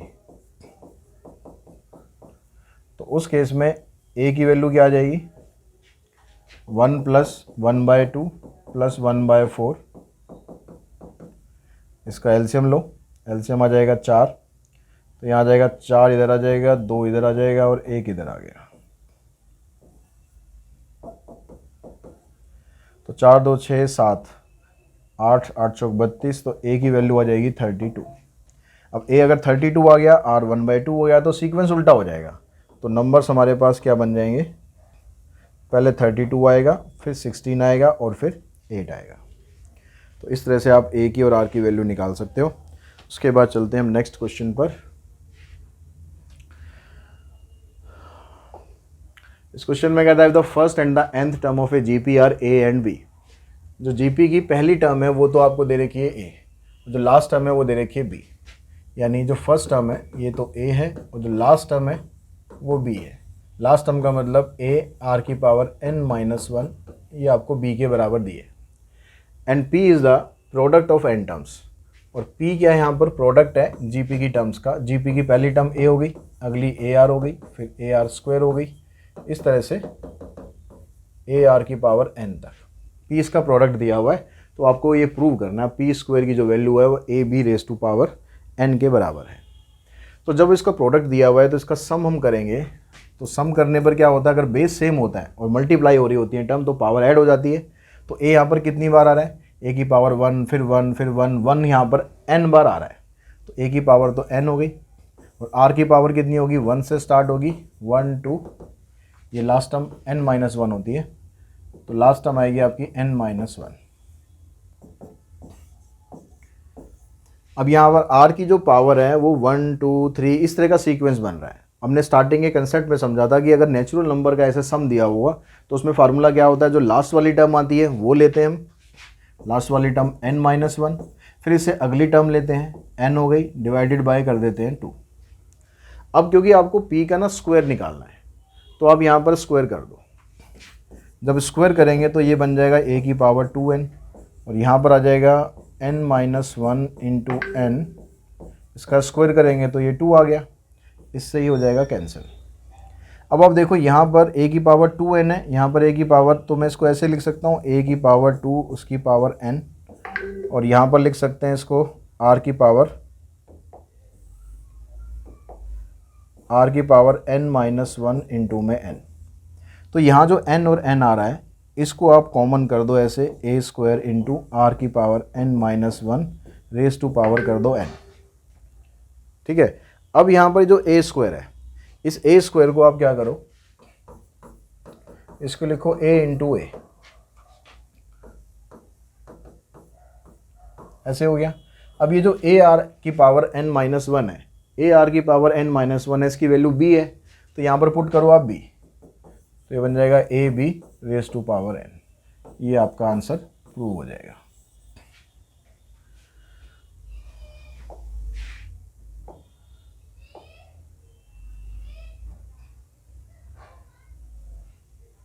उसके बाद देखिए जो नेक्स्ट क्वेश्चन है, अब इस नेक्स्ट क्वेश्चन के अंदर आपको इसने दिया, ये कहता है कि a b c are in GP, ये 3 टर्म है जो जीपी में है, तीनों आपस में बराबर हैं, तो आपको प्रूव करना है कि एक्स वाई जेड जो है वो एपी में है। अब ये तीनों टर्म आपस में बराबर हैं, तो किसके बराबर हैं ऐसा कुछ नहीं दिया, तो हम मान लेते हैं कि के बराबर है। ए की पावर 1/x, बी की पावर 1/y, सी की पावर 1/z, हमने मान लिया ये के बराबर है। तो अगर मैं इस वाली वैल्यू को लेके चलूँ, ए की पावर 1/x के बराबर है, तो यहाँ से ए की वैल्यू क्या बनेगी, इस 1/x को जब मैं इधर ले जाऊँगा तो ये बनेगा के की पावर x। ऐसे ही यहाँ पर b की पावर 1/y, इसको मैं अगर के बराबर लूँ तो ये बनेगा b की वैल्यू बनेगी के की पावर y। सेम ऐसे c की पावर 1/z है, तो c की वैल्यू बनेगी के की पावर z। तो आप पहले a b c की ऐसे वैल्यू निकाल लो। क्यों निकालो, क्योंकि उसने बोला है कि a b c GP में है। अगर a b c GP में है तो इसका मतलब ये हुआ कि जो बीच वाली टर्म है उसका स्क्वायर इन दोनों के मल्टीप्लिकेशन के बराबर होगा, अगर GP की टर्म्स है तीनों। तो आप b की जगह ये वैल्यू पुट कर दो k की पावर y, फिर इसकी पावर 2, a की जगह आप पुट करो k की पावर x और c की जगह पुट करो k की पावर z। तो ये बना k की पावर 2y। यहाँ पर दोनों मल्टीप्लाई हो रहे हैं तो इनकी पावर आप ऐड कर दो। दोनों को कंपेयर करोगे तो के दोनों का बेस सेम है तो पावर भी सेम होनी चाहिए। तो 2y जो है वो x प्लस z के बराबर आ गया। तो 2y अगर x प्लस z के बराबर हो गया, जैसे अभी पीछे हमने क्वेश्चन करे थे जिसमें मैंने बताया था आपको, अगर AP वाली टर्म होती है तो उसकी जो बीच वाली टर्म का डबल बाकी दोनों के सम के बराबर होता है। तो ऐसे कुछ यहाँ भी आ रहा है। तो इसका मतलब जो ये y है बीच वाली टर्म बनी, तो x y z ये बन गई आपकी AP की टर्म्स, और यही आपको प्रूव करना था। नेक्स्ट क्वेश्चन है, उसमें कहता है at the end of each year the value of a certain machine has depreciated by 20%। कि जो एक मशीन है ना, उस मशीन की जितनी भी वैल्यू थी उसके बाद उसमें वो 20% की कमी हो जाती है। साल की स्टार्टिंग में जितनी वैल्यू थी उससे 20% कम हो जाती है। तो जो मशीन की वैल्यू है वो कितनी रह जाएगी, value of machine at each year 80% रह जाएगी। जितनी साल की स्टार्टिंग में थी उसमें से 20% कम होगी, मतलब 80% उसकी वैल्यू रहेगी। तो 80% का मतलब कितना बना, 4/5। अब ये कहता है कि if the initial value was this, initial value इतनी है, तो find the value eight the end of 6 year. तो n की वैल्यू 5 है, at the end of 5 year बोला है तो n की वैल्यू लेनी पड़ेगी आपको 6, क्योंकि जब पहली वाली वैल्यू होती है आपके पास A1 जब हम लिखते हैं तो ये तो स्टार्टिंग में हो गई, जब A2 लिखोगे, A2 का मतलब क्या होगा, 1 साल ख़त्म होने के बाद। तो 1 साल ख़त्म होने के बाद n की वैल्यू बन गई 2। तो ऐसे 5 साल ख़त्म होने के बाद n की वैल्यू बनेगी 6। तो आपको यही बताना है कि 5 साल ख़त्म होने के बाद उसकी जो वैल्यू है वो कितनी है, यानी A6 का फार्मूला लगाना है। इसका फार्मूला बन जाएगा AR, n-1 करोगे तो 5 हो गया। तो A हमारे पास इतना था, R की वैल्यू आपके पास है 4/5, इसकी पावर कर दो 5। 4 4 4 4 4, ठीक है। 5 को भी हम ऐसे लिख देते हैं, मल्टीप्लाई करने की बजाय मैंने ऐसे लिख दिया ताकि इसको हम काट लेंगे पहले। 5 पंजे 25, 125 से इसको काटेंगे 10 पे कटेगा, 5 दूनी 10। अब इन सबको आप मल्टीप्लाई करोगे, मल्टीप्लाई करके 5 से डिवाइड कर दोगे, तो 5 से डिवाइड करने के बाद आपके पास वैल्यू आ रही है 409.60, यानी जो मशीन 1250 की थी 5 साल बाद उसकी वैल्यू इतनी रह जाएगी।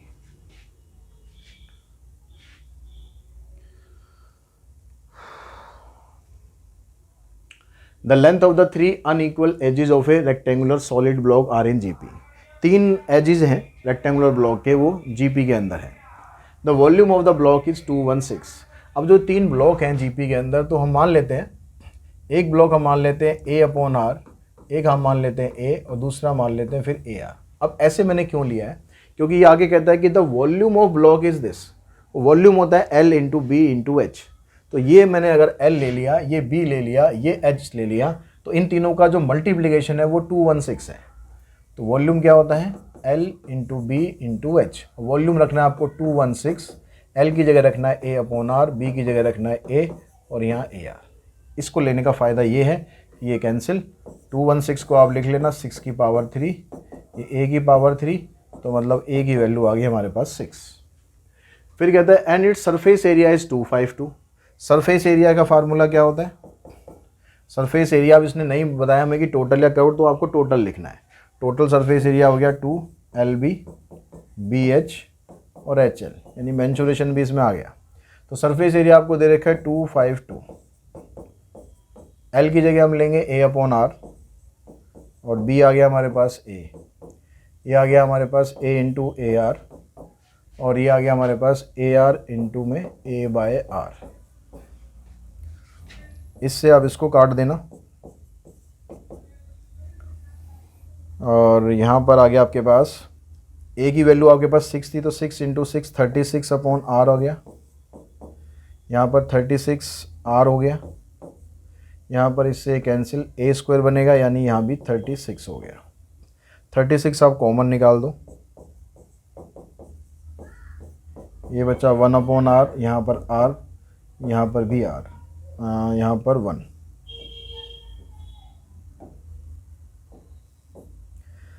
36 से तो पूरा कटेगा नहीं, 6 2 8 और 1 9, 9 से कट जाएगा, 9 चौक 36, 9 चौक 36 और कट जाएगा 2 से ये, तो ये आ जाएगा 7/2। तो 7 ही रहने दो इसे यहाँ पर।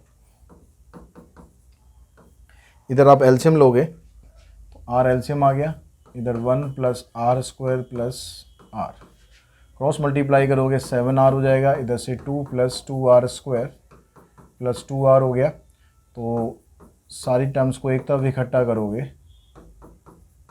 ये इक्वेशन बन गई। तो यहाँ से आ जाएगा आपके पास, फैक्टर करोगे स्प्लिटिंग मिडिल टर्म से, एक -4 बन जाएगा, एक -1 आ जाएगा। तो 2R common, R -4, 2 -1 common, R -2। तो R की वैल्यू एक तो 2 आ गई और एक 1/2 आ गई, और A की वैल्यू थी हमारे पास 6। अगर A की वैल्यू 6 है, इसने पूछा क्या, find the length of the longest edge. Longest edge हमारा ये वाला है, तो length of if A = 6 and R = 2, then longest edge, ये बनेगा 6 इंटू में 2 यानी 12। अगर आप R की जगह 1/2 लोगे तो लॉन्गेस्ट एज हमारा ये वाला बनेगा वही 12 भी बनेगा। तो चाहे इससे निकालो, इससे निकालोगे तो आपको ये लेना पड़ेगा और इससे निकालोगे तो आपको ये लेना पड़ेगा। या आप सीक्वेंस बना लो, उससे पता चल जाएगा कि लॉन्गेस्ट कौन सा है। उसके बाद जो नेक्स्ट क्वेश्चन है हमारे पास,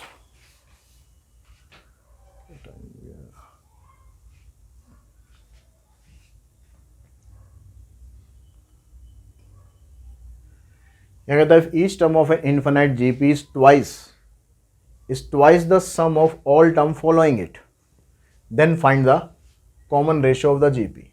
ये कह रहा है जीपी की जो कोई सी भी टर्म आप लोगे, each term of infinite GP is twice the sum of all the term.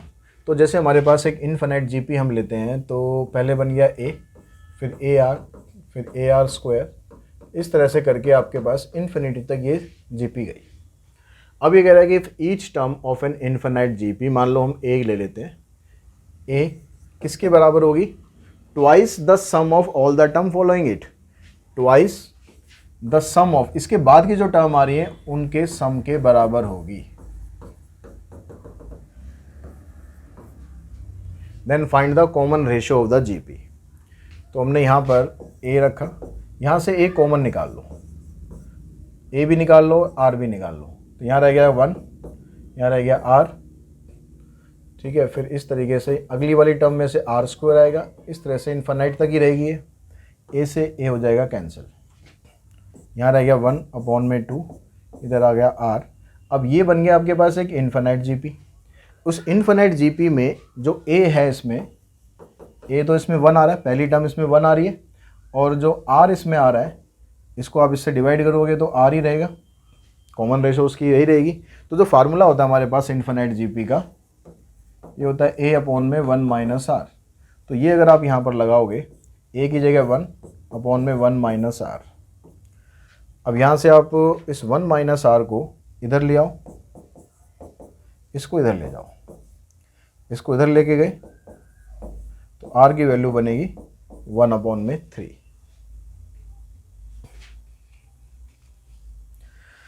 उसके बाद जो नेक्स्ट क्वेश्चन है,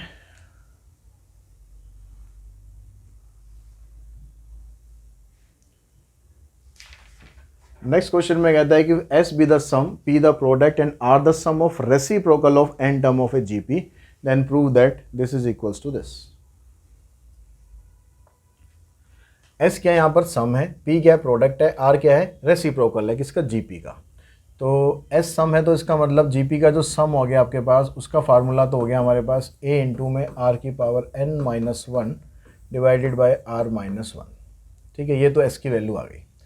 P क्या है, इसका प्रोडक्ट है किसका, A into A R square, इस तरह से n टर्म्स तक इसका प्रोडक्ट है।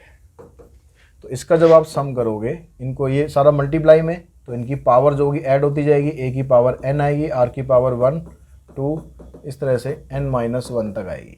तो ये पीछे भी हमने क्वेश्चन करा था, तो R की पावर आ जाएगी n-1 इंटू में n/2। अब आपको देखो यहाँ पर P का स्क्वायर चाहिए, तो आप स्क्वायर कर देना, स्क्वायर करने से A की पावर तो 2n बन जाएगी और R की पावर n-1/n, ये बाय 2 से ये 2 हो जाएगा कैंसिल, तो A की पावर 2n और R की पावर n-1 इंटू में n, ये आ गई। उसके बाद R की पावर n चाहिए हमें, तो पहले R क्या है, R है रेसिप्रोकल का सम है। R क्या है, पहली वाली टर्म है उसका रेसिप्रोकल करोगे ये आएगा, दूसरी टर्म ये आएगी, तीसरी टर्म ये आएगी, इस तरह से लास्ट वाली टर्म आपके पास आ जाएगी। तो इसमें जब आप सम का फार्मूला लगाओगे तो इसमें पहली टर्म 1/a है, फिर यहाँ पर आप फार्मूला ना दूसरे वाला लगाओ, क्योंकि जो रेसिप्रोकल हो गया तो R की जो वैल्यू आएगी वो उसमें 1 से कम आएगी। तो इसमें दूसरा फार्मूला कौन सा था हमारा, 1 - r, जो हमने ये लगाया उसका उल्टा कर दो, 1 - r की पावर n, r की जगह लिखना 1/r, क्योंकि अब किसका कॉमन रेशो निकालोगे तो ये 1/r बनेगा, डिवाइडेड बाय 1 - r। इसको सॉल्व कर देंगे तो ये आ जाएगा 1 - 1/r की पावर n, नीचे आ जाएगा r-1/r, और इसको थोड़ा सा सिंप्लीफाई कर दो, r की पावर n-1/r की पावर n, ये वाला जो r है ये ऊपर आ जाएगा और r-1 यहाँ पर आ जाएगा। इस तरह से आ गया। अब यहाँ पर r की पावर n हमें चाहिए, तो r की पावर n करेंगे तो आपको क्या करना है, ये r की वैल्यू है, इसकी पावर बस आप n कर दो।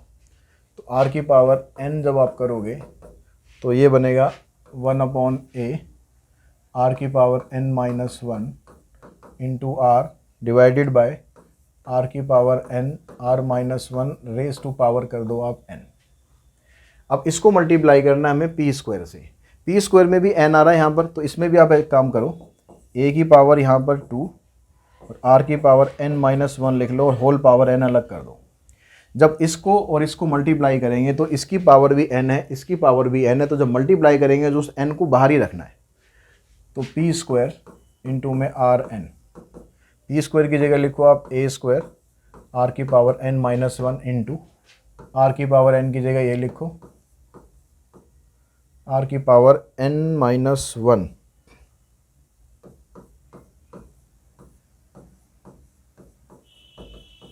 और इन दोनों की होल पावर कर दो n। अब इसको सिंप्लीफाई करके ना आपके पास ये बनना चाहिए, ताकि इसकी जगह पर हम s पुट कर दें और s की पावर n के बराबर आ जाए।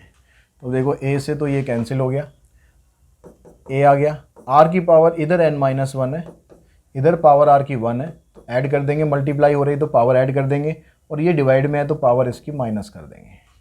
बचा क्या हमारे पास, r की पावर n-1/r-1।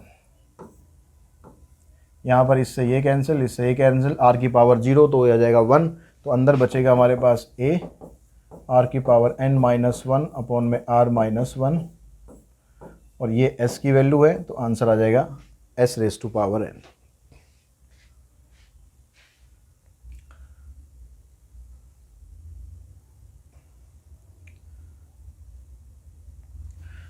इसके बाद जो कंसेप्ट है उसमें कहता है कि ज्योमेट्रिक मीन, अगर किसी भी दो नंबर का हम ज्योमेट्रिक मीन निकालते हैं, जैसे अरिथमेटिक मीन हमने निकालना सीखा, तो ज्योमेट्रिक मीन जो होता है वो square root of a b के बराबर आएगा। अरिथमेटिक मीन और ज्योमेट्रिक मीन का जो रिलेशनशिप है उसमें कहता है arithmetic mean is always greater than और इक्वल्स टू ज्योमेट्रिक मीन। अगर किसी जीपी के अंदर n टर्म्स हैं, तो अगर आप उनका प्रोडक्ट निकालना चाहते हो, जैसे एपी में हमने क्या निकाला था, सम निकाला था, यहाँ प्रोडक्ट निकाल सकते हो, तो उसके लिए आपको क्या करना है, अगर n की वैल्यू ऑड है तो जो मिडिल टर्म होगी उसकी पावर n कर देनी है, जो भी बीच वाली टर्म होगी और जितनी उसकी टर्म्स दे रखी होंगी उसकी इतनी पावर कर देनी है, बस वो आपके प्रोडक्ट आ जाएगा। और अगर आपके पास इवन नंबर दे रखा है तो आप क्या करोगे, जो दोनों मिडिल टर्म निकालिए ना उसका ज्योमेट्रिक मीन निकाल लोगे और ज्योमेट्रिक मीन की पावर कर दोगे n, तो उससे आपके पास उनका प्रोडक्ट आ जाएगा। अब जो क्वेश्चन यहाँ पर आपको दिए हुए हैं,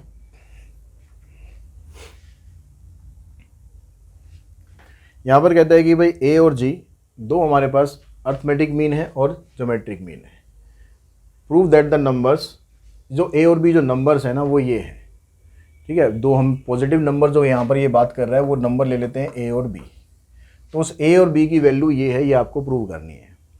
तो अरिथमेटिक मीन और ज्योमेट्रिक मीन है, तो अरिथमेटिक मीन होता है a प्लस बी अपॉन 2 और ज्योमेट्रिक मीन होता है square root of a b.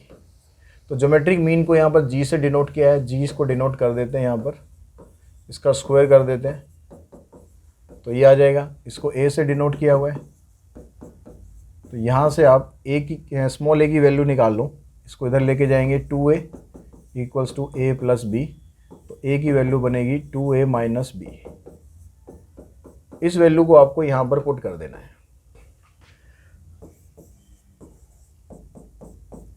तो ये बन गया जी स्क्वायर इक्वल्स टू ए की जगह आप ये पुट करेंगे 2a माइनस बी इंटू में b, इसको मल्टीप्लाई करो, इन सबको इधर लाओ, तो ये आपके पास एक क्वाड्रेटिक इक्वेशन बन गई। किसके लिए, b के लिए। जैसे हम x के लिए बनाते हैं क्वाड्रेटिक इक्वेशन, उसमें x स्क्वायर होता है, फिर x होता है, फिर कांस्टेंट होता है। तो यहाँ पर b के लिए बनी, b स्क्वायर आ गया, यहाँ b आ गया और यहाँ पर कांस्टेंट आ गया। तो इसमें आप फैक्टर तो देखो बना नहीं सकते, यहाँ a है, यहाँ g है, यहाँ कुछ भी नहीं है, तो इसमें आपको लगाना पड़ेगा क्वाड्रेटिक फार्मूला। तो क्वाड्रेटिक फार्मूला जब हम x के लिए लिखते हैं तो हम ऐसे लिखते थे minus b plus minus b का स्क्वायर माइनस 4ac, अगर आपको ध्यान हो तो ऐसे हम क्वाड्रेटिक फार्मूला लिखते हैं। लेकिन यहाँ पर हमें x के लिए नहीं लिखना, b के लिए लिखना है। तो कैसे लिखेंगे, जो b की वैल्यू है वो बनेगी माइनस b की वैल्यू जो हम निकालते हैं तो वो क्या होती है, जो ये बीच सेंटर वाली जो टर्म होती है उसका कोफिशिएंट जो आता है, यानी -2a। तो यहाँ पर रखेंगे -2a फिर प्लस माइनस इसी का स्क्वायर करते हैं 4a² माइनस 4 इंटू ए इंटू सी। तो a की वैल्यू यहाँ पर 1 है, कोफिशिएंट इसका 1 है, c की वैल्यू g² है। तो 4 को g² से मल्टीप्लाई करेंगे तो बन जाएगा 4g² divided by 2a, a की वैल्यू है 1। तो ये आ गया 2a प्लस माइनस इसमें से 4 कॉमन निकालोगे, 4 को जब रूट के बाहर लाओगे तो 2 बन जाएगा, ऐसे आ गया। 2 ऊपर से भी कॉमन निकालो, 2 नीचे से भी कॉमन निकालो, तो आपके पास a की वैल्यू ये आ गई।